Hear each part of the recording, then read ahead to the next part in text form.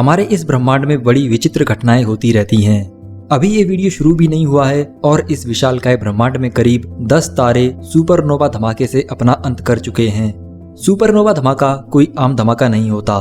बात हो जब ब्रह्मांड के सबसे शक्तिशाली एक्सप्लोजन्स यानी धमाकों की, तो इन सुपरनोवा धमाकों की ताकत वैज्ञानिकों के होश उड़ा देती है। ब्रह्मांड में सबसे ज्यादा रोशनी फैलाने वाला ये धमाका मात्र कुछ सेकंडों में इतनी एनर्जी निकालता है जो हमारा सूर्य अपने पूरे 12 अरब सालों की जिंदगी में निकालेगा। खैर, तारों की ही वजह से सुपरनोवा धमाके होते हैं और हमारा सूर्य भी एक तारा है। हालांकि ये इतना मैसिव स्टार नहीं है, पर अपने बचे हुए 7 अरब सालों की जिंदगी में ऐसा संभव हो सकता है कि ये भी मैसिव स्टार बनकर शायद एक सुपरनोवा धमाका कर दे। अगर ऐसा हुआ तो हमारा सन किस तरह से सुपरनोवा धमाका करेगा और धमाका करने के बाद ये हमारी पृथ्वी पर क्या प्रभाव डालेगा, और क्या हमारे पास इस धमाके से बचने का कोई तरीका होगा? चलिए जानते हैं आज के इस वीडियो में। जब हमारा भारी भरकम सूर्य अपने अंतिम चरण में होगा तो इस लास्ट स्टेज में इसका लगभग सारा हाइड्रोजन खत्म होकर हीलियम में बदल चुका होगा। रेडिएशन प्रेशर के घटते ही ग्रेविटी इतनी बढ़ जाएगी कि अंदर मौजूद कोर कॉन्ट्रैक्ट यानी सिकुड़ना शुरू कर देगी। टेम्परेचर के और बढ़ने के बाद अब हीलियम भी कार्बन में बदलने लगेगा। अब कार्बन बनने के बाद इसके खत्म होने की प्रक्रिया भी बड़ी तेजी से होने लगेगी। कार्बन फ्यूजन के बाद ऑक्सीजन, नियॉन और मैग्नीशियम जैसे एलिमेंट्स बनने में मात्र कुछ 100 सालों का ही समय लगेगा, जिससे हमारे सन की कोर और ज्यादा गर्म और सिकुड़ने लगेगी।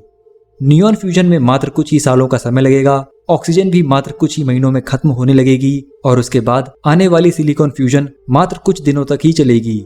सिलिकॉन फ्यूजन के दौरान हमारे सन की कोर बुरी तरह से सिकुड़ चुकी होगी और टेम्परेचर भी लगभग 3 बिलियन केल्विन तक पहुंच चुका होगा। अब इसके बाद आएगा सबसे नाजुक दौर। सिलिकॉन फ्यूजन के चलते अब हमारे सूर्य में प्रेशर कम होगा और हैवियर एलिमेंट्स जैसे कि कोबाल्ट, निकल और आयरन बनना शुरू हो जाएंगे। पर ये सभी एलिमेंट्स इतने स्टेबल होंगे कि आगे किसी भी प्रकार का फ्यूजन रिएक्शन नहीं होगा। इसके बदले में हाई ग्रेविटेशनल पुल के चलते हमारे सन की घनी यानी डेंस कोर कोलैप्स होने लगेगी और फिर होगा एक बेहद जोरदार का विस्फोट। हमारा सूर्य अब सुपरनोवा धमाका कर चुका है। इस दौरान अनकंट्रोल्ड फ्यूजन के चलते कई इलेक्ट्रॉन्स प्रोटॉन से मिलकर न्यूट्रॉन्स बनाकर एनर्जी छोड़ना शुरू करेंगे। ये फ्यूजन रिएक्शन करीब 10 सेकंड्स तक चलेगा, जिसमें करीब 10⁻⁴ जूल्स की बड़ी भयंकर एनर्जी निकलेगी।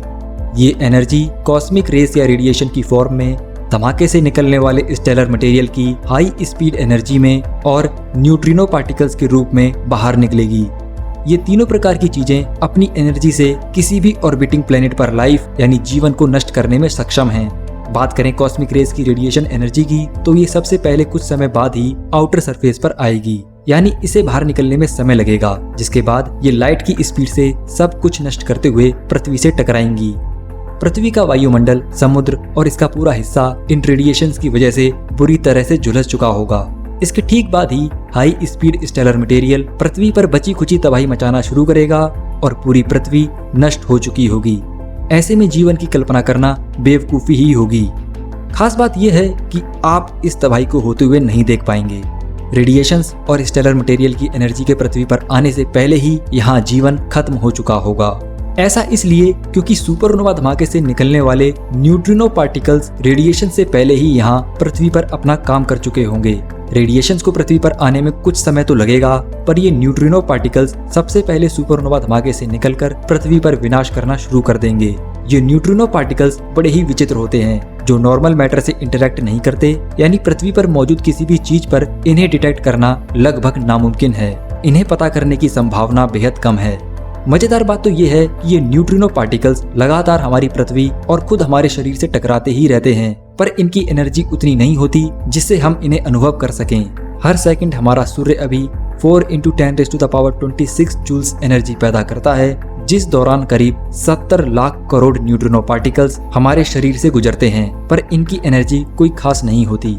सुपरनोवा धमाके के दौरान करीब 10⁻58 न्यूट्रिनो पार्टिकल्स बड़ी तेज रफ्तार से बाहर निकलते हैं। ध्यान देने वाली बात यह है कि सुपरनोवा धमाके की करीब 99% एनर्जी इन्हीं न्यूट्रिनो पार्टिकल्स में ही समाई होती है। ऐसे में इन न्यूट्रिनोस की किसी भी चीज से टकराने की संभावना कई गुना बढ़ जाएगी।